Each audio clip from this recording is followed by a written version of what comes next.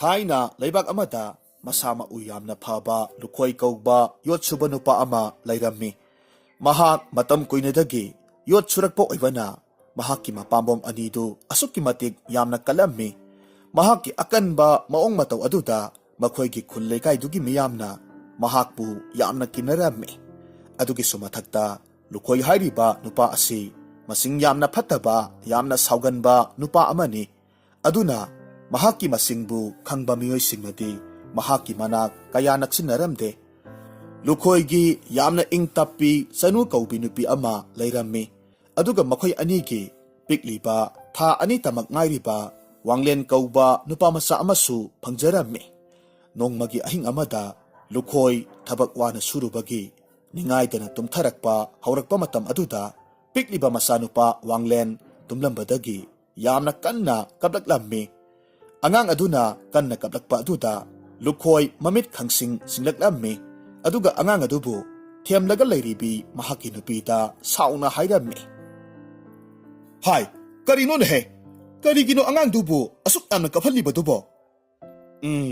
"ꯊꯕꯛꯅꯒ ꯋꯥꯔꯨꯕꯅꯦ. ꯉꯥꯏꯍꯥꯛꯇꯪ ꯄꯣꯊꯥꯕ ꯍꯧꯔꯛꯄꯗ ꯉꯥꯏꯔꯤ. ꯅꯃꯥ ꯅꯆꯥꯅ ꯑꯩꯕꯨ ꯑꯃꯨꯛ ꯑꯣꯠꯈꯥꯏꯕ ꯍꯧꯔꯛꯂꯕꯅꯤꯅꯦ." "ꯍꯣ, ꯁꯥꯎꯕꯤꯔꯅꯨꯁꯦ. ꯑꯉꯥꯡꯅ ꯀꯞꯄꯁꯤꯕꯨ ꯑꯩꯅ ꯀꯞꯍꯟꯅꯤꯡꯗꯨꯅ ꯀꯞꯍꯟꯕ꯭ꯔꯣ? ꯐꯖꯅ ꯄꯣꯊꯥꯕꯤꯔꯣ. ꯑꯩ ꯏꯆꯥꯁꯦ ꯀꯞꯇꯅꯕ ꯊꯦꯝꯖꯔꯒꯦ."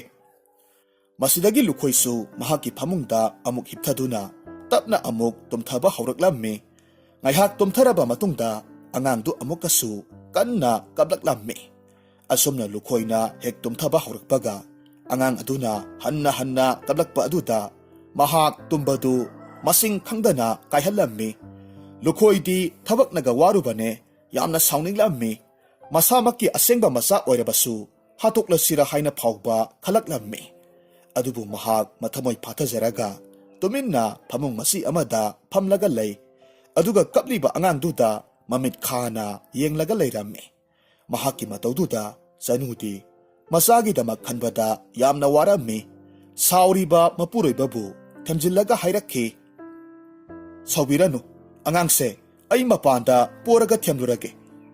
ꯑꯁꯨꯝꯅ ꯍꯥꯏꯔꯝꯂꯒ ꯄꯤꯛꯂꯤꯕ ꯃꯆꯥꯅꯨꯄꯥ ꯑꯗꯨꯕꯨ ꯃꯅꯪꯒꯟꯗ ꯊꯣꯡꯒꯠꯂꯒ ꯄꯣꯠꯁꯤꯟꯈ꯭ꯔꯦ꯫ ꯑꯗꯨꯒ ꯃꯄꯥꯟꯗ ꯊꯣꯔꯛꯂꯝꯃꯤ꯫ ꯃꯆꯥꯗꯨ ꯊꯦꯝꯂꯝꯃꯤ꯫ ꯃꯇꯧ ꯑꯁꯨꯝꯅ ꯑꯍꯤꯡ ꯈꯔ ꯊꯪꯅ ꯊꯪꯅꯅ ꯄꯤꯛꯂꯤꯕ ꯋꯥꯡꯂꯦꯟꯅ ꯀꯞꯄ ꯑꯗꯨꯗ ꯃꯄꯥ ꯏꯕꯨꯡꯉꯣ ꯂꯨꯈꯣꯏꯗꯤ ꯁꯥꯎꯕꯒꯤ ꯉꯝꯈꯩ ꯂꯩꯁꯤꯜꯂꯛꯇ꯭ꯔꯦ꯫ ꯃꯁꯤꯡ ꯐꯠꯇꯕ ꯂꯨꯈꯣꯏꯅꯤ, ꯑꯁꯥꯎꯕꯅ ꯊꯨꯃꯠꯈꯤꯗꯨꯅ ꯃꯆꯥꯅꯤ ꯍꯥꯏꯕ ꯐꯥꯎꯕ ꯀꯥꯎꯈꯤꯗꯨꯅ ꯑꯁꯨꯝꯅ ꯆꯩꯔꯛꯈꯤ꯫ "ꯍꯥꯏ, ꯀꯔꯤ ꯑꯉꯥꯡꯅꯣꯅꯦꯍꯦ ꯃꯁꯤꯕꯣ?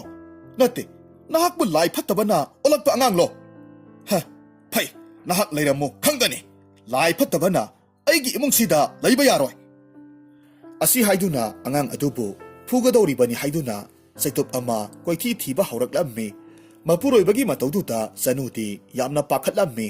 Mapuroibagi makhutta pikliba masa asigi thawai mangba tare khanduna angangdu mathada chetna konsilaga pakhatpoi kariboi umang tamna chansinkhre. Mahakki nupina senkhibadu lukhoisu uribani. Adubu mahak saumankhibana matuni masani haiba phauba kawkhre. Senkhiba mahakki nupibu tanaraga lauraklammi. "Hai, namana sa yum asida amuk hanna halaklaganu ko. Karigumba halakpa thoklabadi nakhoi animak aihakki khutta nathwai mangba soiroi." Nakal amaromdana Chanuna pikliba masanupa adubu puraga suklaba umangdugi manungda sangsilaklammi. Laibakna pharibasu mafam aduda mi kanasu leinadraba piklaba khangpoksang amasu leirammi. Khangpok aduda mama masa anidu numit adudagi hauna leiba hauraklammi. Mataw asumna sahi khara haukhre. Haujikti wanglendu pakhang mapung phare. Umang aduda chen chongduna maning tamna saurakpa oibaduda mapangal yamna kanba masama u yamna phaba nupa masa ama haibadu oirammi. Mahakna nungti numit khudingi sa tanba hek hek chatuna madudagi pharakpa sa aduna mama masa makoi anigi sa naba oiduna hinglammi. Nongmagi numitta wanglenna mamada hanglakhi. "Ima, ngasidi ay wa amatang hangjage." "Imagi ibungo, hangu, kari wano isana hanginglipo." "Ima, asuk yamna sukraba mi kana amata tadraba umang asida ima isa khaktamag kamdawna layramlibano." Masagi wahangsi tabada mamana tapna kumlammi. Imagi bungo, kari tawba yaurabage, nahak na ngasi adugumba wahang hanglibadubo. Ima, karisu tawde. Nasana sum khangjaningduna hangbani. Yaragadi imana warido amukta libiyo. Masano pa na kanna haimallaba aduda sanudu upay leitre mahak na pikliba masabu puraga umang asida jalakibagi wari pumnamag tamlamme. Wanglendi waridu tarubadagi mahaki mapa ibungo adu yamna sauninglamme adubu mahak asawba pumnamag patharaga hairaki. Ima, nasa hayengdi ipa ibungogi manakta amukta chacharuke. Ibungo, karino nahak na haribadubo. Hai, ima wahayge. Mahakto, yamna pataba misak oirabasu, nahakidi, taibang semba mapu mahaka pangkat oiribani. Aduna karigumba, nahak na napabungi matakta, laman kumgi haibagi wakal lairamba taragasu, kudak asidagi wakaldo tadokadabani.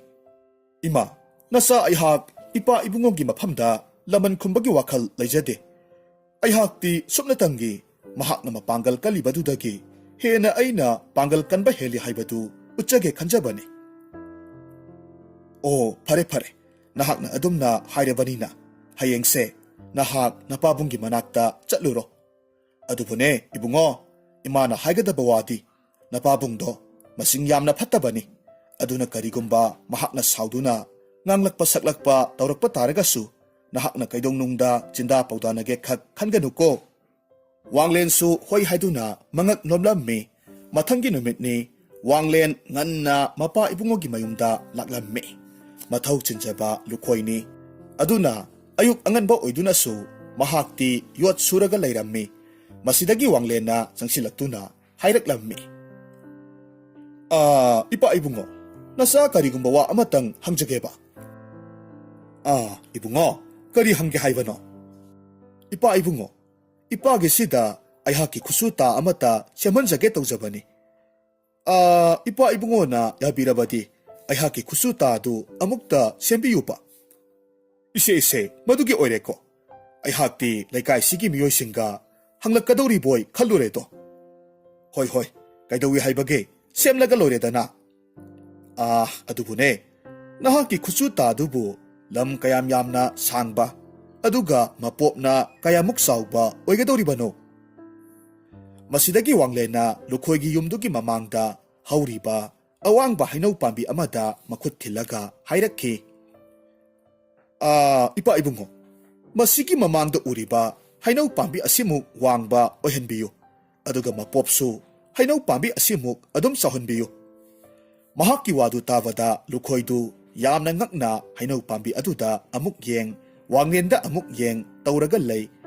Aduga ngaihak kalaba matungda tapna hairakki. Ngaikone ibungo, nahak na hairibadubu soidabrane. Nang na haikibadubu kutsuta oigadoribani haikibadayne.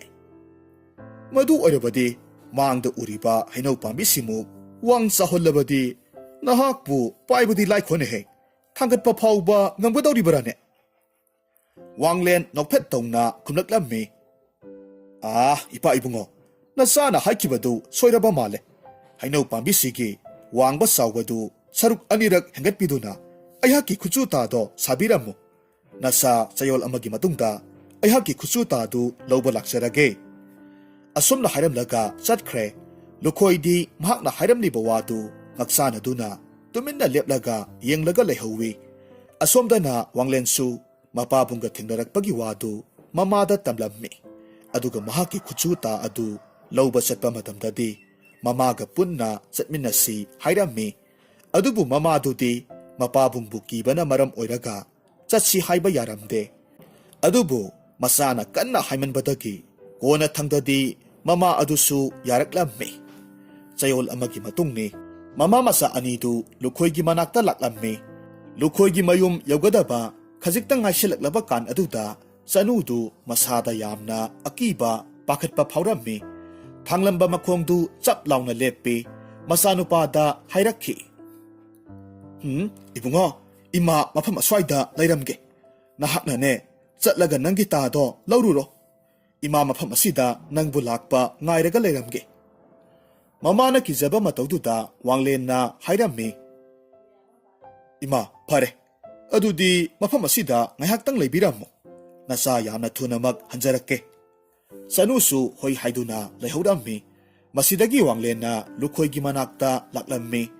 ꯂꯨꯈꯣꯏꯁꯨ ꯃꯍꯥꯛꯅ ꯂꯥꯛꯂꯤꯕꯗꯨ ꯎꯕꯗꯨꯗ ꯀꯧꯁꯤꯜꯂꯒ ꯍꯥꯏꯔꯛꯈꯤ, ꯏꯕꯨꯡꯉꯣ, ꯅꯍꯥꯛ ꯂꯥꯛꯂꯦꯗꯅ. ꯂꯥꯎ ꯂꯥꯎ ꯆꯪꯂꯛꯎ. ꯅꯪꯒꯤ ꯈꯨꯠꯁꯨ ꯇꯥꯗꯣ ꯏꯄꯥꯅ ꯁꯦꯝꯕ ꯂꯣꯏꯔꯕꯅꯤ. ꯅꯍꯥꯛꯀꯤ ꯇꯥꯗꯨꯗꯤ ꯌꯥꯝꯅ ꯆꯥꯎ ꯁꯥꯡꯃꯟꯈꯤꯕꯗꯨꯗ ꯁꯟ ꯂꯥꯕ ꯁꯝꯄꯣꯠ 4 ꯆꯪꯗꯨꯅ ꯆꯤꯡꯂꯒ ꯃꯄꯥꯟꯗ ꯊꯝꯍꯜꯂꯕꯅꯤ. ꯑꯣ, ꯏꯕꯨꯡꯉꯣ, ꯌꯥꯝꯅ ꯅꯨꯡꯉꯥꯏꯖꯔꯦ. ꯏꯕꯨꯡꯉꯣ, ꯏꯄꯥꯅ ꯈꯪꯅꯤꯡꯕ ꯑꯃꯗꯤ ꯂꯩꯌꯦ. ꯅꯠꯇꯦ, ꯅꯍꯥꯛꯄꯨ ꯀꯅꯥꯒꯤ ꯃꯆꯥꯅꯣ? ꯂꯩꯕꯥꯛ ꯑꯁꯤꯒꯤ ꯃꯤꯔꯥ? ꯑꯗꯨꯒ ꯅꯪꯒꯤ ꯅꯃꯤꯡꯅ ꯀꯔꯤ ꯀꯧꯕ? ꯏꯕꯨꯡꯉꯣ, ꯅꯆꯥ ꯑꯩꯍꯥꯛꯀꯤ ꯃꯤꯡꯁꯤ ꯍꯥꯟꯅꯗꯤ ꯋꯥꯡꯂꯦꯟ ꯈꯛꯇꯃꯛ ꯀꯧꯖꯔꯝꯕꯅꯤ. ꯑꯗꯨꯕꯨ ꯑꯩꯍꯥꯛꯀꯤ ꯃꯤꯡꯁꯤ ꯉꯁꯤꯗꯒꯤꯗꯤ ꯇꯥ ꯑꯁꯥꯡꯕ ꯄꯥꯏꯕ ꯋꯥꯡꯂꯦꯟ ꯍꯥꯏꯅ ꯀꯧꯔꯒꯗꯕꯅꯤ. ꯑꯗꯨꯒ ꯑꯩꯍꯥꯛꯁꯤ ꯏꯕꯨꯡꯉꯣꯅ ꯍꯦꯛ ꯄꯣꯛꯆꯕ ꯅꯆꯥꯅꯨꯄꯥ ꯋꯥꯡꯂꯦꯟꯅꯤ. ꯋꯥꯐꯝꯗꯨ ꯇꯥꯔꯨꯕꯗ ꯂꯨꯈꯣꯏꯗꯤ ꯄꯨꯡꯉꯛ ꯉꯛꯈ꯭ꯔꯦ. ꯌꯥꯝꯅ ꯊꯥꯖꯗꯕ ꯃꯤꯠꯌꯦꯡ ꯑꯃꯒ ꯂꯣꯏꯅꯅ ꯍꯥꯏꯔꯝꯃꯤ, ꯀꯔꯤ ꯍꯥꯏꯕ? ꯅꯍꯥꯛꯄꯨ ꯑꯩꯅ ꯍꯦꯛ ꯄꯣꯛꯆꯕ ꯏꯆꯥꯅꯨꯄꯥ ꯑꯗꯨꯅꯤ ꯍꯥꯏꯕ? ꯍꯣꯏ, ꯃꯥꯅꯤ ꯏꯕꯨꯡꯉꯣ. ꯄꯤꯛꯂꯤꯉꯩ ꯃꯇꯝꯗ ꯑꯩꯕꯨ ꯏꯕꯨꯡꯉꯣꯅ ꯀꯞꯃꯜꯂꯤ ꯍꯥꯏꯗꯨꯅ ꯍꯥꯠꯅꯕ ꯇꯥꯟꯅꯔꯛꯈꯤꯕ ꯅꯆꯥꯅꯨꯄꯥꯗꯨꯅꯤ. ꯃꯁꯤ ꯍꯥꯏꯔꯒ ꯌꯥꯝꯅ ꯆꯥꯎ ꯁꯥꯡꯈ꯭ꯔꯕ ꯇꯥ ꯑꯗꯨꯕꯨ ꯃꯈꯨꯠ ꯅꯥꯝꯃꯅ ꯇꯥꯞ ꯂꯥꯎꯅ ꯄꯥꯏꯈꯠꯂꯝꯃꯤ. ꯑꯗꯨꯒ ꯆꯠꯄ ꯍꯧꯔꯛꯈꯤ. ꯃꯆꯥꯅꯨꯄꯥꯒꯤ ꯃꯄꯥꯡꯒꯜ ꯀꯟꯕ, ꯃꯁꯥ ꯃꯎ ꯐꯕ ꯃꯇꯧ ꯑꯗꯨꯗ ꯂꯨꯈꯣꯏꯅ ꯃꯊꯃꯣꯏꯗ ꯈꯜꯂꯝꯃꯤ, ꯑꯩꯅ ꯍꯦꯛ ꯄꯣꯛꯆꯕ ꯏꯆꯥꯅꯤ ꯍꯥꯏꯕꯗ ꯆꯣꯞꯇ꯭ꯔꯦꯗꯅ. ꯃꯍꯥꯛꯄꯨ ꯑꯃꯨꯛ ꯍꯟꯅ ꯆꯠꯍꯟꯈ꯭ꯔꯔꯣꯏ. ꯃꯍꯥꯛꯅ ꯑꯩꯒꯤ ꯌꯨꯝ ꯑꯁꯤꯗ ꯂꯩꯕ ꯇꯥꯔꯒꯗꯤ ꯑꯩꯒꯤ ꯊꯕꯛ ꯏꯟꯈꯥꯡꯁꯤꯗ ꯑꯣꯟꯊꯣꯛꯅꯁꯨ ꯀꯥꯟꯅꯕ ꯍꯥꯏꯕꯗꯨ ꯑꯣꯏꯔꯒꯅꯤꯗꯣ. ꯑꯩ ꯃꯍꯥꯛꯄꯨ ꯈꯝꯍꯧꯕꯅ ꯆꯨꯝꯅꯤ. ꯑꯁꯨꯝꯅ ꯈꯟꯗꯨꯅ ꯄꯔꯞ ꯆꯦꯟꯊꯣꯔꯛꯂꯝꯃꯤ. ꯋꯥꯡꯂꯦꯟꯗ ꯍꯥꯏꯔꯛꯈꯤ, ꯏꯄꯥꯒꯤ ꯋꯥꯡꯂꯦꯟ, ꯑꯃꯨꯛꯇ ꯉꯥꯏꯈꯣ. ꯅꯍꯥꯛ ꯃꯐꯝꯁꯦ ꯊꯥꯗꯣꯛꯇꯨꯅ ꯆꯠꯈ꯭ꯔꯅꯨ. ꯌꯨꯝꯁꯦ ꯅꯍꯥꯛꯀꯤ ꯌꯨꯝꯅꯤ. ꯍꯌꯦꯡ ꯏꯄꯥꯅ ꯂꯩꯈꯤꯗ꯭ꯔꯕ ꯃꯇꯨꯡꯗ ꯌꯨꯝ ꯑꯁꯤꯗ ꯅꯍꯥꯛ ꯅꯠꯇꯅ ꯀꯅꯥꯅ ꯂꯩꯍꯧꯒꯗꯧꯔꯤꯕꯅꯣ? ꯑꯗꯨꯒ ꯉꯥꯏꯈꯣ, ꯅꯃꯥ ꯏꯕꯦꯝꯃꯅ ꯀꯗꯥꯏꯗ ꯊꯅꯝꯂꯕ? ꯋꯥꯡꯂꯦꯟꯁꯨ ꯆꯠꯂꯝꯕꯗꯨ ꯂꯦꯞꯂꯒ ꯈꯨꯝꯂꯛꯂꯝꯃꯤ, ꯏꯕꯨꯡꯉꯣ, ꯏꯃꯥꯗꯤ ꯅꯍꯥꯛꯄꯨ ꯀꯤꯖꯕꯅ ꯃꯅꯥꯛ ꯅꯛꯄ ꯃꯣꯡꯁꯣꯡ ꯑꯁ꯭ꯋꯥꯏꯗ ꯂꯣꯠꯂꯒ ꯂꯩꯍꯧꯔꯤ. ꯅꯆꯥ ꯑꯩꯍꯥꯛ ꯆꯠꯇꯨꯅ ꯑꯃꯨꯛꯇ ꯀꯧꯔꯨꯈꯤꯒꯦ ꯍꯥꯏꯔꯝꯃꯤ. ꯑꯁꯨꯝꯅ ꯍꯥꯏꯗꯨꯅ ꯊꯨꯅꯃꯛ ꯃꯃꯥꯒꯤ ꯃꯅꯥꯛꯇ ꯆꯦꯜꯂꯛꯂꯝꯃꯤ. ꯑꯗꯨꯒ ꯂꯣꯠꯂꯒ ꯂꯩꯔꯤꯕꯤ ꯃꯃꯥꯒꯤ ꯈꯨꯖꯤꯡ ꯄꯥꯏꯗꯨꯅ ꯃꯄꯥꯕꯨꯡꯒꯤ ꯃꯅꯥꯛꯇ ꯄꯨꯔꯛꯂꯝꯃꯤ. ꯃꯇꯝ ꯀꯨꯏꯅ ꯎꯕ ꯐꯪꯂꯨꯗ꯭ꯔꯕ ꯃꯍꯥꯛꯀꯤ ꯅꯨꯄꯤꯗꯨ ꯑꯃꯨꯛ ꯍꯟꯅ ꯎꯕ ꯐꯪꯕꯗꯨꯗ ꯂꯨꯈꯣꯏ ꯃꯊꯃꯣꯏꯗꯗꯤ ꯅꯨꯡꯉꯥꯏꯕ ꯐꯥꯎꯔꯝꯃꯤ. ꯃꯍꯥꯛꯀꯤ ꯅꯨꯄꯤꯕꯨ ꯀꯣꯟꯁꯤꯟꯗꯨꯅ ꯌꯥꯝꯅ ꯅꯨꯡꯁꯤꯅ ꯇꯧꯕꯤꯔꯝꯃꯤ. ꯃꯇꯧꯗꯨ ꯎꯕꯗꯨꯗ ꯋꯥꯡꯂꯦꯟꯁꯨ ꯍꯧꯖꯤꯛꯇꯤ ꯃꯊꯃꯣꯏꯗ ꯑꯄꯦꯟꯕ ꯐꯥꯎꯔꯝꯃꯤ. ꯃꯁꯤꯗꯒꯤ ꯃꯍꯥꯛꯅ ꯃꯄꯥꯕꯨꯡꯗ ꯍꯥꯏꯔꯝꯃꯤ, ꯏꯕꯨꯡꯉꯣ, ꯅꯆꯥ ꯑꯩꯍꯥꯛꯁꯤ ꯑꯇꯣꯞꯄ ꯂꯝꯗ ꯀꯣꯏꯅ ꯆꯠꯂꯒ ꯊꯣꯏꯗꯣꯛꯄ ꯏꯍꯩ ꯈꯔ ꯇꯝꯖꯅꯤꯡꯉꯤꯗꯣ. ꯑꯗꯨꯅ ꯏꯕꯨꯡꯉꯣꯒ ꯏꯃꯥꯒ ꯅꯤꯡꯊꯤꯅ ꯂꯩꯃꯤꯟꯅꯍꯧꯔꯣ. ꯅꯆꯥ ꯑꯩꯍꯥꯛ ꯍꯧꯖꯤꯛꯃꯛ ꯈꯣꯡꯁꯥꯟꯈ꯭ꯔꯒꯦ. ꯍꯥꯏ, ꯉꯥꯏꯈꯣꯅꯦꯍꯦ. ꯅꯍꯥꯛꯅ ꯆꯠꯀꯗꯧꯔꯤꯕ ꯂꯩꯕꯥꯛ ꯑꯗꯨꯕꯨ ꯀꯔꯝꯕ ꯂꯩꯕꯥꯛꯇꯅꯣꯅꯦ? ꯏꯕꯨꯡꯉꯣ, ꯑꯩꯅ ꯆꯠꯆꯒꯗꯧꯔꯤꯕ ꯑꯁꯤꯗꯤ ꯃꯐꯝ ꯑꯁꯤꯗꯅꯤ ꯍꯥꯏꯕ ꯑꯀꯛꯅꯕ ꯂꯩꯇꯦ. ꯂꯝ ꯀꯌꯥ, ꯂꯩꯕꯥꯛ ꯀꯌꯥ ꯑꯃ ꯂꯥꯜꯂꯒ ꯆꯠꯀꯗꯧꯔꯤꯕꯅꯤ. ꯐꯔꯦ, ꯆꯠꯆꯔꯣ. ꯑꯗꯨꯕꯨꯅꯦ, ꯌꯥꯔꯤꯕ ꯃꯈꯩꯗꯤ ꯊꯨꯅ ꯍꯜꯂꯛꯅꯕ ꯇꯧꯀꯣ. ꯋꯥꯡꯂꯦꯟꯁꯨ ꯍꯣꯏ ꯍꯥꯏꯔꯝꯂꯒ ꯃꯍꯥꯛꯀꯤ ꯈꯨꯠꯁꯨ ꯇꯥ ꯑꯗꯨ ꯄꯥꯏꯔꯒ ꯆꯠꯈ꯭ꯔꯦ. ꯈꯔ ꯆꯠꯂꯕ ꯃꯇꯨꯡꯗ ꯃꯁꯥ ꯃꯎ ꯌꯥꯝꯅ ꯐꯕ ꯅꯨꯄꯥ ꯑꯃꯅ ꯈꯣꯡꯅꯥꯡ ꯄꯥꯝꯕꯤ ꯑꯃꯕꯨ ꯃꯊꯟꯇ ꯐꯨꯛꯂꯒ ꯂꯩꯔꯝꯕ ꯊꯦꯡꯅꯔꯝꯃꯤ. ꯃꯗꯨ ꯎꯕ ꯃꯇꯝꯗ ꯋꯥꯡꯂꯦꯟꯅ ꯃꯇꯣꯝꯇ ꯈꯜꯂꯤ, ꯅꯨꯄꯥꯁꯤ ꯃꯄꯥꯡꯒꯜꯗꯤ ꯐꯅ ꯀꯟꯕ ꯃꯤꯁꯛꯅꯤ. ꯑꯩ ꯑꯃꯨꯛꯇ ꯆꯪꯁꯤꯜꯂꯒ ꯅꯨꯄꯥ ꯑꯁꯤꯒ ꯃꯔꯨꯞ ꯁꯥꯟꯅꯁꯤ ꯍꯥꯏꯔꯨꯒꯦ. ꯑꯗꯨꯒ ꯑꯩꯒꯤ ꯈꯣꯡꯆꯠ ꯑꯁꯤꯗ ꯃꯍꯥꯛꯄꯨꯁꯨ ꯑꯩꯒ ꯆꯠꯃꯤꯟꯅꯁꯤ ꯍꯥꯏꯅ ꯍꯥꯏꯔꯒꯦ. ꯑꯁꯨꯝꯅ ꯈꯟꯗꯨꯅ ꯅꯨꯄꯥꯗꯨꯒꯤ ꯃꯅꯥꯛꯇ ꯆꯪꯁꯤꯜꯂꯛꯂꯝꯃꯤ. ꯑꯗꯨꯒ ꯍꯥꯏꯔꯝꯃꯤ, ꯃꯔꯨꯞ, ꯅꯍꯥꯛꯀꯤ ꯃꯤꯡꯕꯨ ꯀꯔꯤ ꯀꯧꯕꯒꯦ? ꯅꯨꯄꯥꯗꯨꯅ ꯈꯨꯝꯂꯛꯂꯝꯃꯤ, ꯃꯔꯨꯞ, ꯑꯩꯒꯤ ꯃꯤꯡꯗꯤ ꯆꯥꯎꯊꯣꯏ ꯀꯧꯏ. ꯑꯩꯁꯦ ꯃꯐꯝ ꯑꯁꯤꯒꯤ ꯑꯣꯏꯅꯗꯤ ꯈ꯭ꯋꯥꯏꯗꯒꯤ ꯀꯟꯕ ꯃꯤꯁꯛ ꯑꯃꯅꯤ.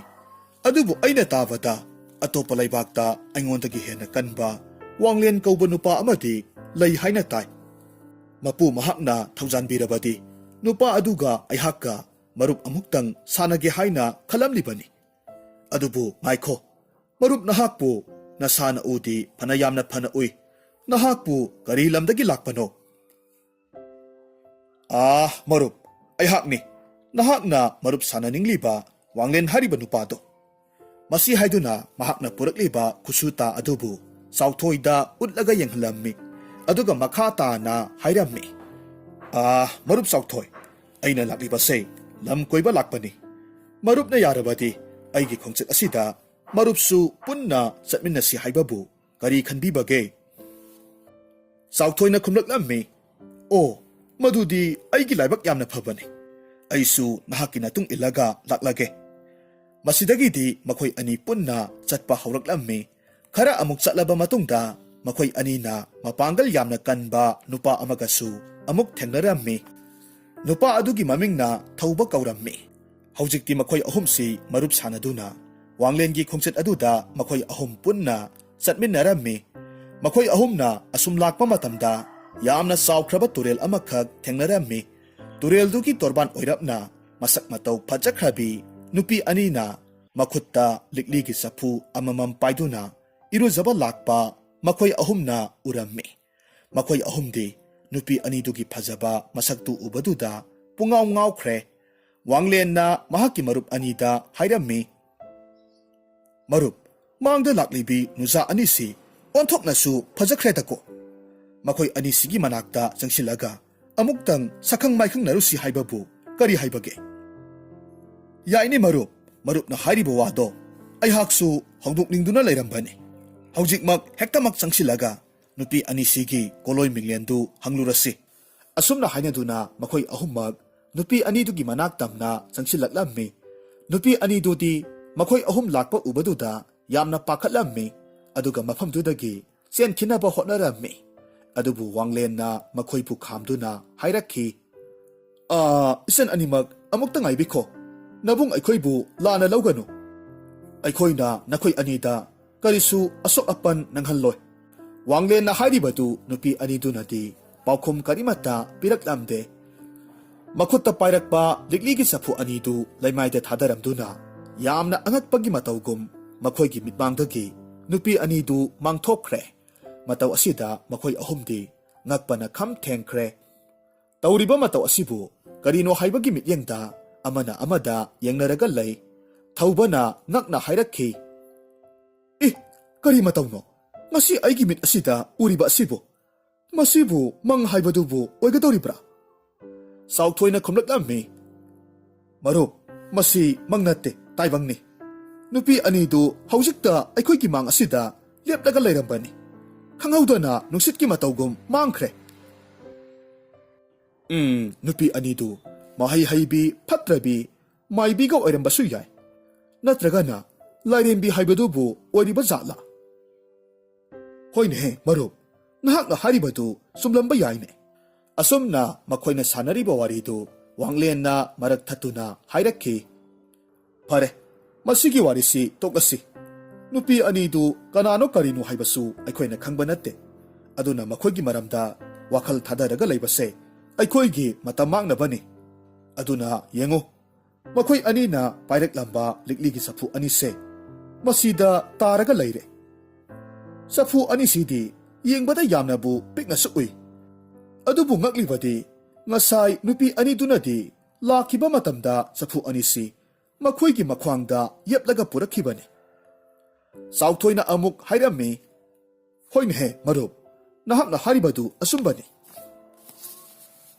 Phare sapu anise aigi furit khawda haplaga puraklage. Aduga aikhoi makhata na amuk chatpa haurasi. Asumna makhoi anisu hoi hainaduna makhata na adumak chatpa haurammi. Khara chatlaba matungdadi turel adudagi irap lapnadana yamna phajakhraba yumjaw amakhak laiba urammi. Madu ubada thawbana hairammi. Marup animak amukta yengbiyo. Mangda uriba yumjaw asidi onthoknasu phajakhre. Adubu asuk yamna sukhraba umang asidabu karamba miyoina saduna lainariba yumbu oirigabano. Marup, aidi yum asida aykhoy ahum amuktangdi sanglaga yenglubana phagani khalito. Hoi, maduna phani. Aykhoy ahummak sangduna hektamak yenglurasi. Masidagidi makoy ahumdu yum aduda sangsilaklammi. Adubu yum adudagi mi lebagi khudam sangdam amatadi phanglamde.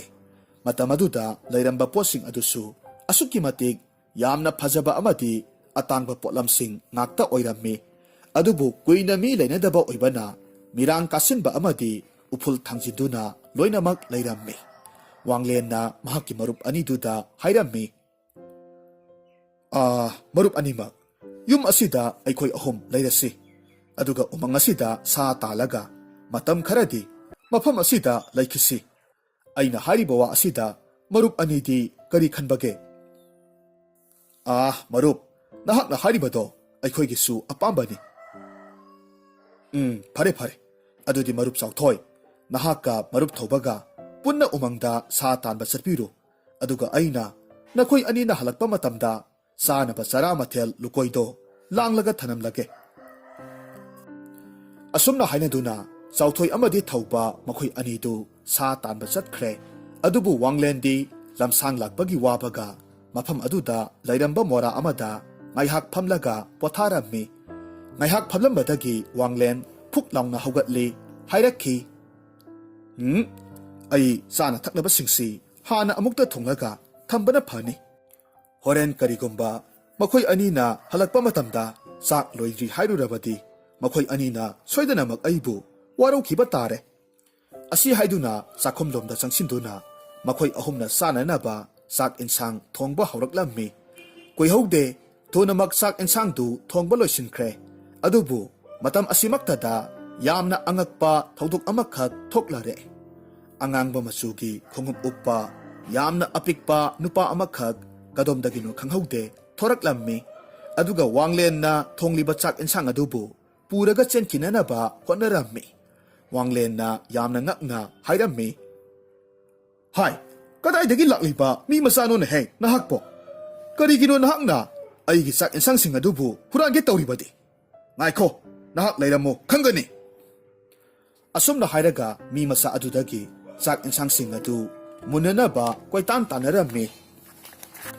Adubu mi masa adudi sakum aduda lairamba apikpa laikrak masa amada sangsinkhre. Haujikti wanglen yamna ngakna upay laitana sakna hairakhi. Oh, laksayda ko. Karisu laitaba khongnaw bimuktang sawba mi masa mahakna aigi sak insang adubu ontok na laina mitmang asidagi puraga chenkraba. Marup aniduna halatlaga kadaidagi sak insang pijagadawriba. Kamdongni tawriba sidi. Ngaihak lairagadi sa tanba sathiba makoy anidusu halaklammi. Aduga wanglenda hairakhi. Marup wanglen kadaino nahakki sak insang du puthuraklo sarasi hairammi. Matamaduda wanglen na khumlaklammi. Marup aykhoygi sana thaknaba sak insang sing adu apikpa mi masa amana huralaga pukhre hairammi. Thaubana khummi asuk yamna kankraba marup nahak laina kamdawna pikhraba mi masa amana sak insang sing adubu nahakki nakhutagi munba ngamgadawribano. Aykhoy anina sa tanba chatkringai sak insang du nahak la loinamak chathokibagati nateko. Marup nate ayak na haribase asengbani. Mi masa amana laikrak amadagi thoraktuna huduna pukibani. Ay na haribawase nakhoy ani na thajadabani na hayengse nakhoy ani amuk sak insang do thonglaga yengo. Asumna hainaduna numit adumati haukhre mathangi numit ni haina kibagi matung inna sauthoy amadi thoiba makhoy ani na ngarang makhoy na pharakpa sado thonglammi. Makhoy na sak insang du thongba hek loibagadi mamangi matawgum apikpa mi masa ama thoraktuna makhoygi sanaba potlam sairam pumnamag puraga senkre. Handakti makhoy anisu mamitmakna uhauraba oibana wanglenda simnaramba khudingmak koklammi. Aduga makhoy ahum punna wa tanaduna apikpa mi masa adubu kamdawna phasige haina khanarammi. Masidagi wanglena ngaihak wakhal munna khalaba matungda hairakhi.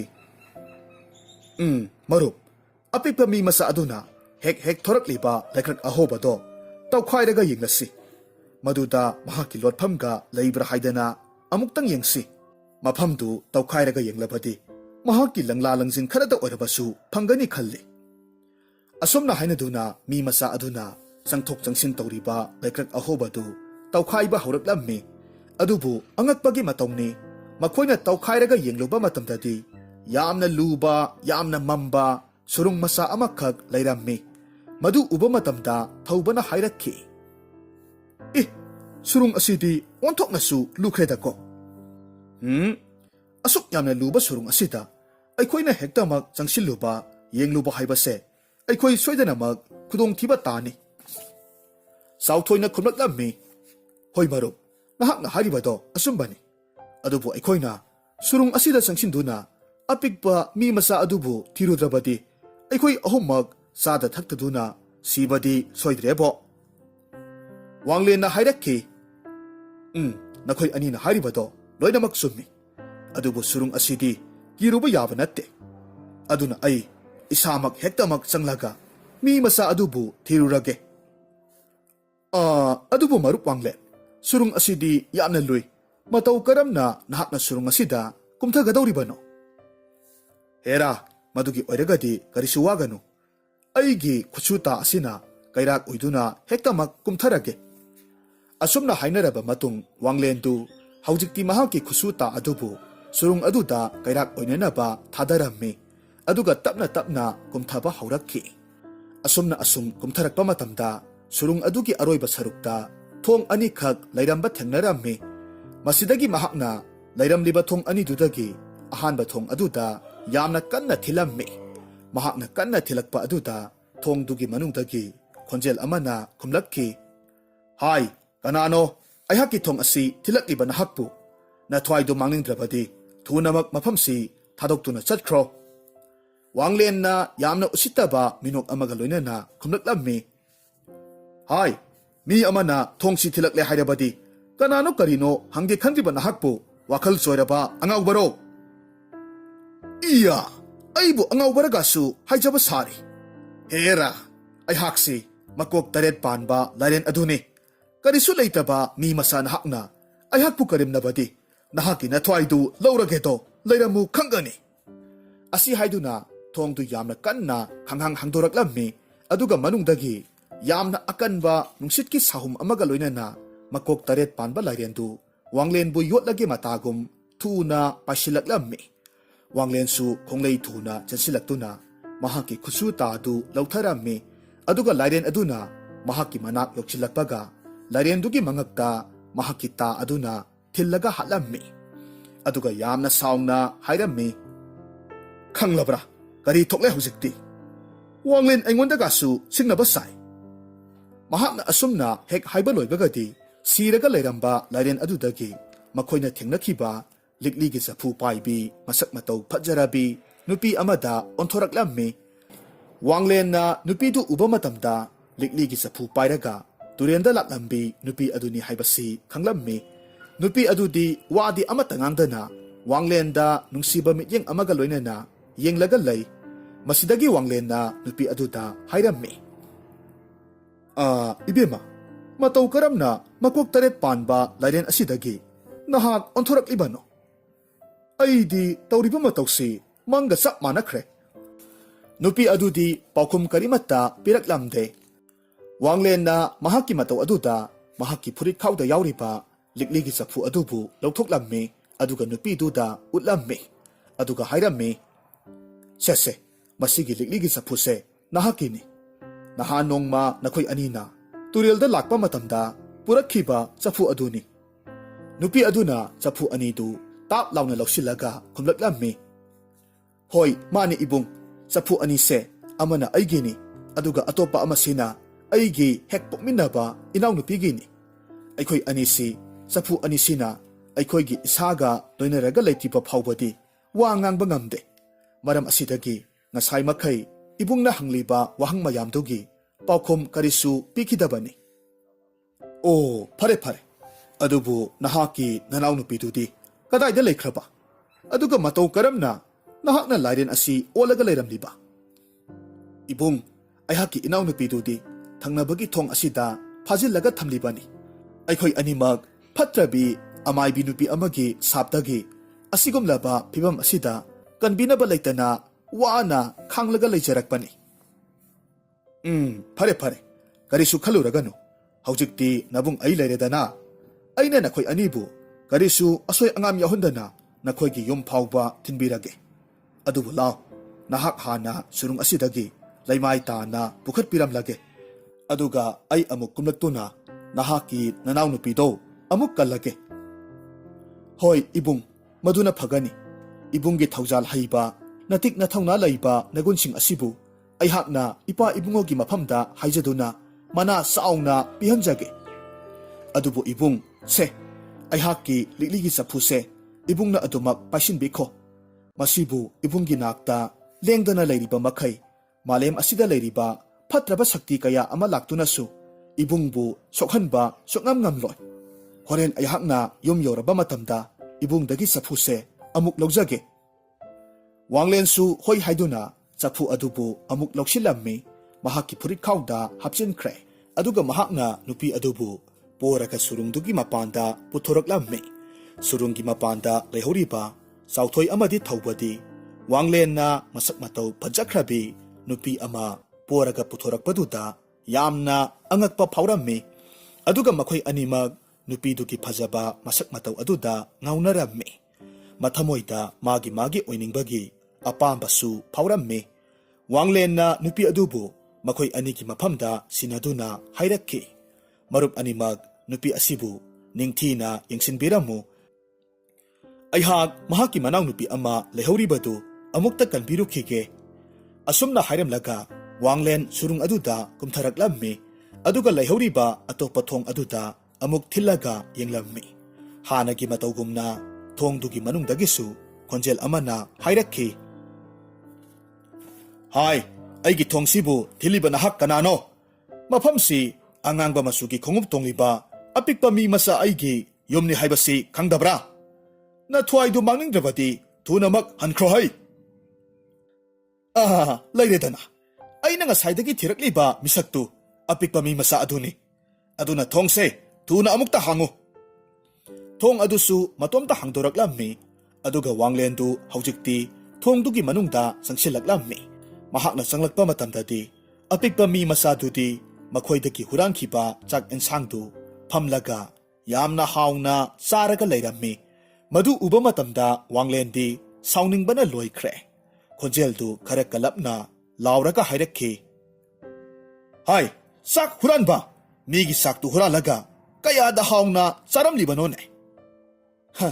ꯈꯣꯡꯕꯤ ꯃꯨꯛꯇꯪ ꯆꯥꯎꯕ ꯅꯍꯥꯛꯅꯁꯨ ꯑꯩꯒꯤ ꯆꯥꯛꯀꯁꯨ ꯍꯨꯔꯥꯟꯕ ꯁꯥꯏꯅꯦ꯫ ꯑꯄꯤꯛꯄ ꯃꯤ ꯃꯆꯥꯗꯨ ꯋꯥꯡꯂꯦꯟꯅ ꯍꯥꯏꯔꯤꯕꯗꯨ ꯀꯔꯤꯁꯨ ꯊꯧꯁꯥꯔꯝꯗꯦ꯫ ꯄꯤꯛꯆꯩ ꯍꯥꯏꯕ ꯈꯛꯇꯅꯤ, ꯃꯤꯗꯤ ꯌꯥꯝꯅ ꯎꯁꯤꯠꯂꯝꯗꯦ꯫ ꯌꯥꯝꯅ ꯀꯔꯦꯝ ꯀꯊꯥꯏꯅꯔꯒ ꯈꯨꯝꯂꯛꯂꯝꯃꯤ, ꯍꯥꯏ, ꯑꯩ ꯆꯥꯛ ꯆꯥꯔꯤ ꯊꯛꯂꯤꯉꯩꯗ ꯃꯤ ꯐꯨꯅꯤꯡꯗꯦꯀꯣ꯫ ꯇꯨꯃꯤꯟꯅ ꯉꯥꯏꯍꯥꯛꯇꯪ ꯂꯩꯌꯨ, ꯑꯩ ꯆꯥꯛꯁꯦ ꯄꯨꯛ ꯊꯟꯅ ꯑꯃꯨꯛꯇ ꯆꯥꯈꯤꯒꯦꯀꯣ꯫ ꯏꯌꯥ, ꯀꯌꯥꯗ ꯎꯁꯤꯠꯇ꯭ꯔꯤꯕꯅꯣꯅꯦ! ꯄꯤꯛꯂꯤꯕ ꯈꯨꯄꯤꯛ ꯑꯁꯤꯒ ꯉꯥꯡꯊꯣꯔꯛꯂꯤꯕ ꯋꯥ ꯑꯁꯤꯒ ꯀꯌꯥꯗ ꯆꯠꯅꯗ꯭ꯔꯤꯕꯅꯣ? ꯍꯥꯏ, ꯈꯣꯡꯕꯤ ꯃꯥꯟꯕ, ꯅꯍꯥꯛ ꯈꯨꯕꯥꯛ ꯃꯌꯥꯏ ꯑꯁꯤꯗ ꯁꯨꯔꯨ ꯁꯨꯔꯨ ꯅꯩꯈꯥꯏꯔꯒ ꯍꯥꯠꯀꯅꯤꯀꯣ꯫ ꯏꯍꯦ, ꯑꯣꯟꯊꯣꯛꯅ ꯅꯨꯡꯉꯥꯏꯈꯤꯗ꯭ꯔꯦꯗꯀꯣ꯫ ꯃꯤꯅ ꯆꯥꯔꯤ ꯊꯛꯂꯤꯉꯩꯁꯤꯗ ꯋꯥ ꯆꯕꯦꯡ ꯆꯕꯦꯡ ꯉꯥꯡꯂꯤꯕꯁꯤꯕꯨ ꯀꯔꯤꯒꯤꯅꯣ ꯍꯥꯏꯕꯅꯦ? ꯂꯩꯔꯝꯃꯨ ꯈꯪꯒꯅꯤ ꯅꯍꯥꯛ! ꯑꯁꯤ ꯍꯥꯏꯗꯨꯅ ꯑꯄꯤꯛꯄ ꯃꯤ ꯃꯆꯥꯗꯨ ꯐꯨꯛ ꯍꯧꯒꯠꯂꯛꯈꯤ꯫ ꯑꯗꯨꯒ ꯃꯈꯨꯠꯇ ꯊꯥꯡ ꯑꯃ ꯄꯥꯏꯗꯨꯅ ꯋꯥꯡꯂꯦꯟ ꯇꯝꯅ ꯆꯪꯁꯤꯜꯂꯛꯂꯝꯃꯤ꯫ ꯃꯍꯥꯛꯀꯤ ꯃꯇꯧ ꯑꯗꯨꯗ ꯋꯥꯡꯂꯦꯟꯁꯨ ꯁꯥꯎꯅ ꯃꯈꯨꯠ ꯈꯨꯕꯥꯛ ꯑꯗꯨꯅ ꯃꯤ ꯃꯆꯥ ꯑꯗꯨꯗ ꯑꯃꯨꯛꯇꯪ ꯊꯥꯕꯗ ꯃꯤ ꯃꯆꯥ ꯑꯗꯨꯗꯤ ꯃꯌꯥꯗꯒꯤ ꯏ ꯑꯣꯗꯨꯅ ꯂꯩꯃꯥꯏꯗ ꯇꯥꯔꯒ ꯂꯩꯈ꯭ꯔꯦ꯫ ꯑꯗꯨꯕꯨ ꯉꯛꯂꯤꯕꯗꯤ ꯃꯤ ꯃꯆꯥꯗꯨꯒꯤ ꯃꯌꯥꯗꯒꯤ ꯇꯥꯔꯛꯂꯤꯕ ꯏ ꯑꯗꯨꯗꯒꯤ ꯃꯁꯛ ꯃꯇꯧ ꯐꯖꯔꯕꯤ ꯅꯨꯄꯤ ꯑꯃ ꯑꯣꯟꯊꯣꯔꯛꯂꯝꯃꯤ꯫ ꯋꯥꯡꯂꯦꯟ ꯅꯨꯄꯤꯗꯨ ꯎꯕ ꯃꯇꯝꯗ ꯂꯤꯛꯂꯤꯒꯤ ꯆꯐꯨ ꯄꯥꯏꯕꯤ ꯅꯨꯄꯤꯗꯨꯅꯤ ꯍꯥꯏꯕꯁꯤ ꯈꯪꯕ ꯉꯝꯂꯦ꯫ ꯃꯁꯤꯗꯒꯤ ꯃꯍꯥꯛꯅ ꯅꯨꯄꯤꯗꯨꯒꯤ ꯋꯥꯔꯤ ꯄꯨꯝꯅꯃꯛ ꯂꯤꯗꯨꯅ ꯃꯍꯥꯛꯄꯨꯁꯨ ꯁꯨꯔꯨꯡ ꯑꯗꯨꯗꯒꯤ ꯄꯨꯊꯣꯔꯛꯂꯝꯃꯤ꯫ ꯍꯥꯟꯅꯒꯤ ꯃꯇꯧꯒꯨꯝꯅ ꯅꯨꯄꯤ ꯑꯗꯨꯁꯨ ꯃꯍꯥꯛꯀꯤ ꯃꯔꯨꯞ ꯑꯅꯤ ꯑꯗꯨꯗ ꯁꯤꯟꯅꯔꯝꯃꯤ꯫ ꯑꯗꯨꯒ ꯍꯥꯏꯔꯛꯈꯤ, ꯃꯔꯨꯞ, ꯑꯩꯍꯥꯛꯅ ꯃꯤ ꯃꯆꯥ ꯑꯗꯨꯕꯨ ꯐꯨꯕꯗꯒꯤ ꯋꯥꯟꯊꯔꯒ ꯇꯥꯔꯒ ꯂꯩꯍꯧꯔꯦ꯫ ꯑꯗꯨꯅ ꯑꯩ ꯃꯤ ꯃꯆꯥꯗꯨ ꯑꯃꯨꯛꯇ ꯃꯐꯝ ꯑꯁꯤꯗ ꯄꯨꯈꯠꯂꯛꯈꯤꯒꯦ꯫ ꯑꯁꯨꯝꯅ ꯍꯥꯏꯔꯒ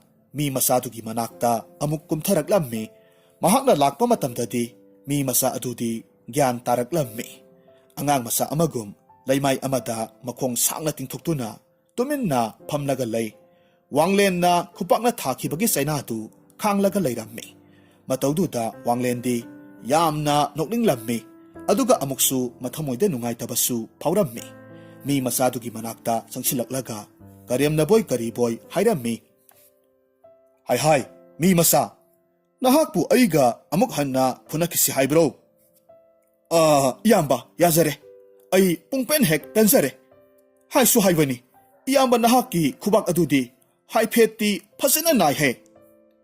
Haha, aduni, nahaki na thwaido manghawdibado, yamna pharabani. Matungdadi, ꯑꯩꯈꯣꯏꯒꯤ ꯆꯥꯛ ꯏꯟꯁꯥꯡ ꯑꯃꯨꯛ ꯍꯨꯔꯥꯟꯒꯦ ꯈꯟꯒꯅꯨꯀꯣ ꯅꯍꯥꯛꯅ ꯆꯥꯛ ꯂꯥꯝꯂꯕꯁꯨ ꯑꯩꯈꯣꯏꯒꯤꯗ ꯂꯥꯛꯂꯒ ꯐꯖꯅ ꯍꯥꯏꯖꯧ ꯅꯍꯥꯛꯅ ꯑꯗꯨꯝꯅ ꯐꯖꯅ ꯍꯥꯏꯖꯔꯕꯗꯤ ꯑꯩꯈꯣꯏꯅꯁꯨ ꯅꯍꯥꯛꯄꯨ ꯁꯣꯏꯗꯅꯃꯛ ꯆꯥꯛ ꯄꯤꯖꯒꯅꯤꯗꯣ ꯃꯤ ꯃꯆꯥ ꯑꯗꯨꯁꯨ ꯍꯣꯏ ꯍꯩꯕꯒꯤ ꯃꯇꯧꯒꯨꯝ ꯃꯀꯣꯛ ꯅꯣꯝꯃꯤ ꯑꯁꯣꯝꯗꯅ ꯀꯝꯗꯧꯔꯤ ꯆꯥꯎꯊꯣꯏ ꯑꯃꯗꯤ ꯊꯧꯕ ꯃꯈꯣꯏ ꯑꯅꯤꯗꯤ ꯅꯨꯄꯤꯗꯨꯒꯤ ꯐꯖꯕ ꯑꯗꯨꯗ ꯃꯥꯒꯤ ꯑꯣꯏꯅꯤꯡꯕꯒꯤ ꯑꯄꯥꯝꯕ ꯑꯗꯨꯅ ꯊꯨꯝꯍꯠꯂꯝꯃꯤ ꯑꯗꯨꯅ ꯃꯈꯣꯏ ꯑꯅꯤꯅ ꯂꯣꯟꯅ ꯑꯁꯨꯝꯅ ꯋꯥ ꯇꯥꯅꯔꯝꯃꯤ ꯆꯥꯎꯊꯣꯏꯅ ꯍꯥꯏꯔꯝꯃꯤ ꯃꯔꯨꯞ ꯊꯧꯕ ꯑꯩꯍꯥꯛꯇꯤ ꯅꯨꯄꯤ ꯑꯅꯤꯁꯤ ꯎꯕꯗ ꯄꯥꯝꯖꯕꯅ ꯂꯣꯏꯔꯦ ꯅꯨꯄꯤ ꯑꯅꯤꯁꯦ ꯑꯩꯈꯣꯏ ꯑꯅꯤ ꯑꯃꯃꯝ ꯌꯦꯟꯊꯣꯛꯅꯔꯁꯤ ꯃꯔꯨꯞꯄꯨ ꯀꯔꯤ ꯈꯜꯂꯤꯕꯒꯦ ꯊꯧꯕꯅ ꯈꯨꯝꯃꯤ ꯃꯔꯨꯞ ꯃꯗꯨꯅꯤ ꯑꯩꯅ ꯄꯥꯝꯂꯤꯕꯁꯨ ꯍꯣꯔꯦꯟ ꯃꯔꯨꯞ ꯋꯥꯡꯂꯦꯟ ꯍꯜꯂꯛꯂꯕꯗꯤ ꯑꯩꯈꯣꯏ ꯑꯅꯤꯅ ꯍꯥꯏꯔꯤꯕ ꯋꯥꯁꯦ ꯃꯍꯥꯛꯅ ꯀꯩꯗꯧꯅꯨꯡꯗ ꯌꯥꯔꯛꯂꯣꯏ ꯍꯥꯏꯕꯁꯦ ꯑꯩꯅ ꯈꯪꯉꯤ ꯑꯗꯨꯅ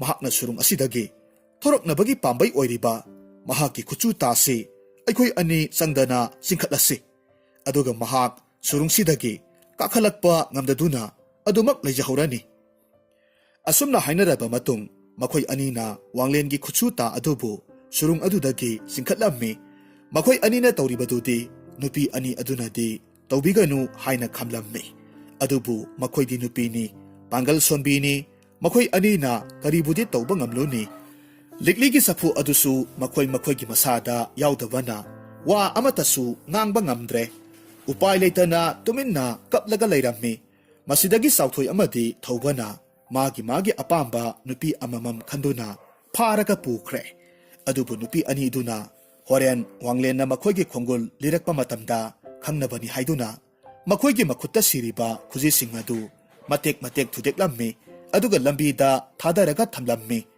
ꯑꯁꯣꯝꯗꯁꯨ ꯋꯥꯡꯂꯦꯟꯅ ꯑꯄꯤꯛꯄ ꯃꯤ ꯃꯆꯥ ꯑꯗꯨꯕꯨ ꯅꯤꯡꯊꯤꯅ ꯋꯥꯔꯤ ꯁꯥꯟꯅꯔꯕ ꯃꯇꯨꯡ ꯁꯨꯔꯨꯡ ꯑꯗꯨꯗꯒꯤ ꯊꯣꯔꯛꯀꯦ ꯍꯥꯏꯅ ꯇꯧꯔꯝꯃꯤ ꯑꯗꯨꯕꯨ ꯃꯍꯥꯛꯀꯤ ꯀꯩꯔꯥꯛ ꯑꯣꯏꯗꯨꯅ ꯀꯥꯒꯗꯧꯔꯤꯕ ꯈꯨꯠꯁꯨ ꯇꯥ ꯑꯗꯨꯗꯤ ꯆꯥꯎꯊꯣꯏ ꯑꯃꯗꯤ ꯊꯧꯕꯅ ꯆꯤꯡꯈꯠꯂꯒ ꯂꯧꯊꯣꯛꯈꯤꯕꯅ ꯂꯩꯔꯝꯗ꯭ꯔꯦ ꯃꯁꯤꯗꯒꯤ ꯋꯥꯡꯂꯦꯟ ꯌꯥꯝꯅ ꯉꯛꯅ ꯍꯥꯏꯔꯝꯃꯤ ꯀꯔꯤꯅꯣ ꯑꯩꯒꯤ ꯈꯨꯠꯁꯨ ꯇꯥ ꯑꯗꯨꯕꯨ ꯃꯔꯨꯞ ꯑꯅꯤꯅ ꯆꯤꯡꯊꯣꯛꯈ꯭ꯔꯕ ꯃꯥꯜꯂꯦꯅꯦ ꯑꯁꯨꯝꯅ ꯈꯟꯗꯨꯅ ꯃꯍꯥꯛꯀꯤ ꯃꯔꯨꯞ ꯑꯅꯤꯗꯨꯕꯨ ꯇꯥꯅꯕ ꯀꯧꯔꯛꯂꯝꯃꯤ ꯍꯣ ꯃꯔꯨꯞ ꯑꯅꯤꯃꯛ ꯇꯥꯕꯤꯔꯤꯕ꯭ꯔꯣ ꯑꯩꯍꯥꯛꯀꯤ ꯈꯨꯠꯁꯨ ꯇꯥ ꯑꯗꯨ ꯑꯃꯨꯛꯇ ꯊꯥꯗꯕꯤꯔꯛꯎ ꯑꯗꯨꯕꯨ ꯃꯍꯥꯛꯅ ꯐꯅ ꯌꯥꯝꯅ ꯀꯟꯅ ꯂꯥꯎꯕ ꯇꯥꯔꯒꯁꯨ ꯀꯅꯥ ꯑꯃꯠꯇꯅꯗꯤ ꯄꯥꯎꯈꯨꯝ ꯄꯤꯔꯛꯇ꯭ꯔꯦ ꯃꯁꯤꯗꯒꯤ ꯋꯥꯡꯂꯦꯟꯒꯤ ꯊꯃꯣꯏꯗꯁꯨ ꯆꯤꯡꯅꯕ ꯑꯃ ꯐꯥꯎꯔꯛꯂꯝꯃꯤ ꯊꯨꯅꯃꯛ ꯃꯤ ꯃꯆꯥ ꯑꯗꯨꯒꯤ ꯃꯅꯥꯛꯇ ꯆꯪꯁꯤꯜꯂꯛꯂꯝꯃꯤ ꯃꯤ ꯃꯆꯥ ꯑꯗꯨꯅ ꯃꯍꯥꯛꯄꯨ ꯎꯕꯗꯨꯗ ꯍꯥꯏꯔꯛꯈꯤ ꯏꯌꯥꯝꯕ ꯀꯔꯤ ꯑꯃꯨꯛ ꯇꯧꯔꯕꯒꯦ ꯋꯥꯡꯂꯦꯟꯅ ꯈꯨꯝꯃꯤ ꯑꯩꯒꯤ ꯑꯄꯤꯛꯄ ꯏꯅꯥꯎ ꯏꯕꯨꯡꯉꯣ ꯑꯩꯒꯤ ꯀꯩꯔꯥꯛ ꯑꯣꯏꯒꯗꯧꯔꯤꯕ ꯈꯨꯠꯁꯨ ꯇꯥꯗꯣ ꯑꯩꯒꯤ ꯃꯔꯨꯞ ꯑꯅꯤꯗꯨꯅ ꯆꯤꯡꯈꯠꯈ꯭ꯔꯦ ꯑꯗꯨꯅ ꯑꯩ ꯍꯧꯖꯤꯛꯇꯤ ꯁꯨꯔꯨꯡꯁꯤꯗꯒꯤ ꯃꯄꯥꯜꯗ ꯊꯣꯛꯄ ꯉꯝꯗ꯭ꯔꯦ ꯑꯩꯅ ꯈꯟꯕꯗ ꯁꯨꯔꯨꯡ ꯑꯁꯤꯗꯒꯤ ꯊꯣꯛꯈꯤꯅꯕꯒꯤ ꯂꯝꯕꯤ ꯑꯃꯗꯤ ꯅꯍꯥꯛ ꯈꯛꯇꯅꯗꯤ ꯈꯪꯂꯝꯒꯅꯤ ꯍꯥꯏꯅ ꯈꯜꯂꯤꯗꯣ ꯑꯗꯨꯅ ꯑꯩꯒꯤ ꯃꯇꯦꯡꯁꯦ ꯑꯃꯨꯛꯇ ꯅꯍꯥꯛꯅ ꯄꯥꯡꯕꯤꯌꯨ ꯑꯣꯍꯣ ꯃꯗꯨꯒꯤ ꯑꯣꯏꯔꯕꯗꯤ ꯀꯔꯤꯁꯨ ꯋꯥꯕꯤꯒꯅꯨ ꯏꯌꯥꯝꯕ ꯅꯅꯥꯎ ꯑꯩꯍꯥꯛ ꯏꯌꯥꯝꯕꯒꯤ ꯃꯇꯦꯡ ꯁꯣꯏꯗꯅꯃꯛ ꯄꯥꯡꯖꯒꯦ ꯀꯗꯥꯏ ꯏꯌꯥꯝꯕꯒꯤ ꯈꯨꯠꯇꯨ ꯅꯅꯥꯎꯗ ꯑꯃꯨꯛꯇ ꯄꯤꯕꯤꯌꯨ ꯋꯥꯡꯂꯦꯟꯅꯁꯨ ꯃꯍꯥꯛꯀꯤ ꯃꯈꯨꯠ ꯑꯗꯨꯕꯨ ꯇꯤꯡꯊꯣꯛꯂꯝꯃꯤ ꯃꯤ ꯃꯆꯥ ꯑꯗꯨꯗ ꯄꯤꯔꯝꯃꯤ ꯃꯁꯤꯗꯒꯤ ꯃꯤ ꯃꯆꯥ ꯑꯗꯨꯅ ꯋꯥꯡꯂꯦꯟꯒꯤ ꯃꯈꯨꯠꯇꯨ ꯄꯥꯏꯔꯒ ꯃꯃꯤꯠ ꯎꯏꯁꯤꯜꯂꯝꯃꯤ ꯑꯗꯨꯒ ꯃꯆꯤꯟꯗꯒꯤ ꯂꯩꯋꯥ ꯁꯣꯜꯂꯛꯈꯤ ꯈꯪꯍꯧꯗꯦ ꯈꯨꯗꯛ ꯑꯗꯨꯗ ꯋꯥꯡꯂꯦꯟ ꯑꯃꯗꯤ ꯃꯤ ꯃꯆꯥ ꯑꯅꯤꯗꯨ ꯁꯨꯔꯨꯡꯗꯨꯒꯤ ꯃꯄꯥꯟꯗ ꯂꯦꯞꯂꯒ ꯂꯩꯔꯝꯃꯤ ꯋꯥꯡꯂꯦꯟꯅ ꯃꯤ ꯃꯆꯥ ꯑꯗꯨꯗ ꯑꯃꯨꯛ ꯍꯥꯏꯔꯝꯃꯤ ꯑꯉꯛꯄꯅꯤꯍꯦ ꯅꯍꯥꯛꯇꯤ ꯃꯍꯩꯁꯨ ꯌꯥꯝꯅ ꯍꯩꯕꯣꯏꯔꯦꯀꯣ ꯑꯗꯨꯕꯨ ꯏꯅꯥꯎ ꯃꯔꯥꯏꯕꯛ ꯊꯤꯔꯕꯤ ꯅꯨꯄꯤ ꯃꯆꯥ ꯑꯅꯤꯗꯨ ꯃꯕꯨꯛ ꯐꯠꯇ꯭ꯔꯕ ꯑꯩꯒꯤ ꯃꯔꯨꯞ ꯑꯅꯤꯗꯨꯅ ꯐꯥꯔꯒ ꯄꯨꯈ꯭ꯔꯕ ꯃꯥꯜꯂꯦ ꯃꯈꯣꯏ ꯑꯅꯤꯒꯤ ꯈꯣꯡꯒꯨꯜꯗꯨ ꯅꯌꯥꯝꯕꯅ ꯀꯝꯗꯧꯅ ꯂꯤꯒꯗꯒꯦꯅꯦ? ꯏꯌꯥꯝꯕ, ꯃꯗꯨꯒꯤꯗꯤ ꯀꯔꯤꯁꯨ ꯋꯥꯒꯅꯨ. ꯇꯨ, ꯌꯦꯡꯕꯤꯌꯨ. ꯂꯩꯃꯥꯏ ꯑꯁꯤꯗ ꯈꯨꯖꯤ ꯃꯇꯦꯛ ꯃꯇꯦꯛ ꯃꯌꯥꯝ ꯑꯃ ꯇꯥꯔꯤꯕꯁꯦ ꯅꯨꯄꯤ ꯑꯅꯤꯗꯨꯅ ꯏꯌꯥꯝꯕꯕꯨ ꯃꯈꯣꯏꯒꯤ ꯃꯇꯦꯡ ꯄꯥꯡꯕꯤꯅꯕ ꯍꯥꯏꯗꯨꯅ ꯊꯑꯣꯏꯅ ꯊꯨꯗꯦꯛꯇꯨꯅ ꯇꯥꯍꯜꯂꯝꯂꯤꯕꯅꯤ. ꯑꯣ, ꯐꯔꯦ ꯐꯔꯦ. ꯑꯗꯨꯗꯤ ꯅꯨꯄꯤ ꯑꯅꯤꯗꯨꯕꯨ ꯑꯃꯨꯛꯇ ꯊꯨꯅꯃꯛ ꯇꯥꯟꯅꯔꯨꯈꯤꯒꯦ. ꯏꯅꯥꯎꯒꯤ ꯇꯧꯕꯤꯃꯜꯁꯦ ꯑꯩꯅ ꯀꯩꯗꯧꯅꯨꯡꯗ ꯀꯥꯎꯔꯣꯏꯀꯣ. ꯑꯁꯨꯝꯅ ꯍꯥꯏꯔꯝꯂꯒ ꯂꯩꯃꯥꯏꯗ ꯇꯥꯔꯒ ꯂꯩꯔꯤꯕ ꯃꯍꯥꯛꯀꯤ ꯈꯨꯠꯁꯨ ꯇꯥꯗꯨ ꯇꯥꯞ ꯂꯥꯎꯅ ꯄꯥꯏꯈꯠꯂꯝꯃꯤ. ꯈꯨꯖꯤ ꯃꯇꯦꯛ ꯑꯗꯨꯅ ꯇꯥꯔꯤꯕ ꯂꯝꯕꯤ ꯑꯗꯣꯝꯗ ꯌꯦꯡꯂꯒ ꯆꯠꯈꯤ. ꯈꯔ ꯆꯠꯂꯕ ꯃꯇꯨꯡꯗ ꯈꯔ ꯈꯖꯤꯛꯇꯪ ꯂꯥꯞꯇꯛꯅ ꯆꯥꯎꯊꯣꯏ ꯑꯃꯗꯤ ꯊꯧꯕ ꯃꯈꯣꯏ ꯑꯅꯤꯅ ꯅꯨꯄꯤ ꯑꯅꯤꯗꯨꯕꯨ ꯐꯥꯔꯒ ꯄꯨꯔꯤꯕꯗꯨ ꯃꯍꯥꯛꯅ ꯎꯔꯝꯃꯤ. ꯃꯇꯧ ꯑꯗꯨꯗ ꯋꯥꯡꯂꯦꯟꯗꯤ ꯁꯥꯎꯕꯅ ꯃꯩ ꯍꯧꯈ꯭ꯔꯦ. ꯈꯣꯟꯖꯦꯜ ꯆꯥꯎꯅ ꯌꯥꯝꯅ ꯁꯥꯎꯅ ꯂꯥꯎꯔꯒ ꯍꯥꯏꯔꯝꯃꯤ. ꯍꯥꯏ ꯅꯝꯊꯥꯛ ꯇꯧꯕ, ꯃꯔꯨꯞ ꯑꯃ ꯑꯣꯏꯕꯒꯤ ꯊꯥꯖꯕ ꯃꯥꯡꯍꯟꯕ ꯅꯈꯣꯏ ꯑꯅꯤ ꯂꯩꯔꯝꯃꯨꯗꯣ ꯈꯪꯒꯅꯤ. ꯉꯁꯤꯗꯤ ꯅꯈꯣꯏ ꯑꯅꯤꯒꯤ ꯅꯨꯃꯤꯠ ꯁꯨꯔꯦꯗꯅ. ꯑꯩꯍꯥꯛꯅ ꯅꯈꯣꯏ ꯑꯅꯤꯕꯨ ꯀꯌꯥꯗ ꯊꯥꯖꯔꯨꯔꯤꯕ. ꯍꯦꯔꯥ, ꯑꯩꯍꯥꯛꯄꯨ ꯎꯁꯤꯠꯇꯕꯒꯁꯨ ꯁꯥꯔꯤ. ꯎꯄꯥꯏ ꯂꯩꯇ꯭ꯔꯕ ꯅꯨꯄꯤ ꯑꯅꯤꯗꯨꯕꯨꯁꯨ ꯅꯈꯣꯏ ꯑꯅꯤꯅ ꯐꯥꯔꯒ ꯄꯨꯕꯤꯔꯤ. ꯐꯩ, ꯂꯩꯔꯝꯃꯨ ꯈꯪꯒꯅꯤ. ꯑꯁꯨꯝꯅ ꯍꯥꯏꯔꯝꯃꯤ. ꯋꯥꯡꯂꯦꯟꯅ ꯁꯥꯎꯔꯒ ꯂꯥꯎꯔꯛꯄꯗꯨ ꯃꯈꯣꯏ ꯇꯝꯅ ꯆꯦꯟꯁꯤꯜꯂꯛꯄꯗꯨ ꯃꯈꯣꯏ ꯑꯅꯤꯅ ꯎꯕꯗꯨꯗ ꯃꯈꯣꯏ ꯑꯅꯤꯗꯤ ꯀꯤꯕꯅ ꯂꯣꯏꯈ꯭ꯔꯦ. ꯃꯊ꯭ꯋꯥꯏꯇꯕꯨ ꯍꯤꯡꯍꯧꯔꯕꯗꯤ ꯈꯟꯗꯨꯅ ꯃꯈꯣꯏ ꯑꯅꯤꯗꯨ ꯅꯨꯄꯤꯗꯨ ꯊꯅꯝꯂꯒ ꯃꯥꯒꯤ ꯍꯤꯡꯅꯅꯕ ꯃꯥꯏꯀꯩ ꯁꯂꯥꯏ ꯈꯪꯗꯅ ꯆꯦꯟꯅꯈ꯭ꯔꯦ. ꯋꯥꯡꯂꯦꯟꯅ ꯅꯨꯄꯤ ꯑꯅꯤꯗꯨꯒꯤ ꯃꯅꯥꯛ ꯌꯧꯔꯕ ꯃꯇꯝꯗ ꯃꯥꯒꯤ ꯆꯐꯨꯗꯨ ꯁꯤꯟꯅꯔꯝꯃꯤ. ꯅꯨꯄꯤ ꯑꯅꯤꯗꯨꯅꯁꯨ ꯋꯥꯡꯂꯦꯟꯕꯨ ꯌꯥꯝꯅ ꯅꯨꯡꯁꯤꯅ ꯊꯥꯒꯠꯄꯤꯔꯝꯃꯤ. ꯃꯁꯤꯗꯒꯤ ꯃꯈꯣꯏ ꯑꯍꯨꯝ ꯄꯨꯟꯅ ꯅꯨꯄꯤꯗꯨꯒꯤ ꯃꯌꯨꯝꯗ ꯂꯥꯛꯂꯝꯃꯤ. ꯉꯛꯂꯤꯕꯗꯤ ꯅꯨꯄꯤ ꯑꯅꯤꯗꯨ ꯂꯩꯕꯥꯛ ꯑꯃꯒꯤ ꯅꯤꯡꯊꯧꯒꯤ ꯃꯆꯥꯅꯨꯄꯤ ꯉꯥꯛꯇ ꯑꯣꯏꯔꯒ ꯂꯩꯔꯝꯃꯤ. ꯃꯆꯥꯅꯨꯄꯤ ꯑꯗꯨꯅ ꯋꯥꯔꯤ ꯂꯤꯕꯗꯒꯤ ꯋꯥꯡꯂꯦꯟꯅ ꯃꯈꯣꯏ ꯑꯅꯤꯒꯤꯗꯃꯛꯇ ꯇꯧꯕꯤꯔꯛꯈꯤꯕ ꯈꯨꯗꯤꯡꯃꯛ ꯅꯤꯡꯊꯧ ꯑꯗꯨꯅ ꯂꯣꯏꯅꯃꯛ ꯈꯪꯂꯝꯃꯤ.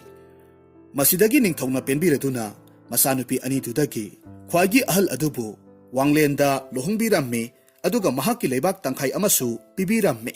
ꯃꯁꯤꯗꯒꯤ ꯋꯥꯡꯂꯦꯟꯅ ꯃꯍꯥꯛꯄꯨ ꯂꯥꯛꯄ ꯉꯥꯏꯍꯧꯔꯤꯕꯤ ꯋꯥꯖꯔꯛꯂꯕꯤ ꯃꯃꯥ ꯑꯗꯨꯕꯨ ꯂꯧꯕ ꯆꯠꯂꯝꯃꯤ. ꯑꯗꯨꯒ ꯃꯈꯣꯏꯒꯤ ꯃꯅꯥꯛꯇ ꯄꯨꯔꯒ ꯂꯩꯃꯤꯟꯅꯔꯝꯃꯤ. ꯑꯗꯨꯒ ꯃꯄꯥ ꯂꯨꯈꯣꯏꯗꯤ ꯃꯃꯥ ꯃꯆꯥ ꯃꯈꯣꯏ ꯑꯅꯤꯕꯨ ꯂꯥꯛꯅꯈꯤ ꯍꯥꯏꯕꯒꯤꯗꯃꯛ ꯃꯄꯨꯟꯁꯤ ꯆꯨꯞꯄ ꯌꯣꯠ ꯑꯗꯨꯃꯛ ꯁꯨꯔꯒ ꯂꯩꯍꯜꯂꯝꯃꯤ. ꯃꯇꯧ ꯑꯁꯨꯝꯅ ꯍꯧꯖꯤꯛꯇꯤ ꯋꯥꯡꯂꯦꯟ ꯃꯍꯥꯛꯀꯤ ꯅꯨꯡꯁꯤꯔꯕꯤ ꯃꯃꯥ ꯑꯃꯗꯤ ꯃꯍꯥꯛꯀꯤ ꯅꯨꯄꯤꯒ ꯂꯣꯏꯅꯅ ꯂꯩꯕꯥꯛ ꯇꯪꯈꯥꯏ ꯑꯗꯨꯒꯤ ꯅꯤꯡꯊꯧ ꯑꯣꯏꯗꯨꯅ ꯅꯨꯡꯉꯥꯏꯅ ꯄꯥꯟꯈꯤ.